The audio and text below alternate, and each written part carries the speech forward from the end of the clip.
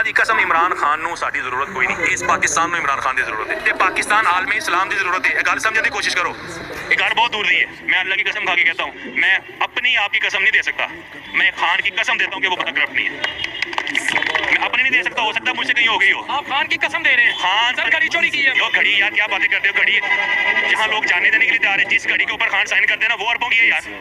क्या चोरी करना उसने? वो कम से कम उसमें कोई इल्जाम लगाना है तो उसका म्यार का लगाओ। बंदा कहता है दुश्मन भी रखे तो कोई म्यार का रखे। ओ ये 2 टके के लोग हैं। आप खान के लिए कसम खा गए? मैं कहता हूँ मैं अपने लिए नहीं खाता, मैं हो सकता खान फन फैमिली की भी नहीं कसम खा? मैं अपनी नहीं खा रहा तो फैमिली तो दूर की बात है। खान की कसम खा? खान की मैं ऑन ओथ हरफ देने के लिए तैयार हूँ कि इमरान खान ने हमारे दिल में, हमारे दिमाग में इतना इत्मीनान पैदा कर दिया है, ये अल्लाह की तरफ से होता है कि वो बंदा फाइनेंशियली करप्ट नहीं है।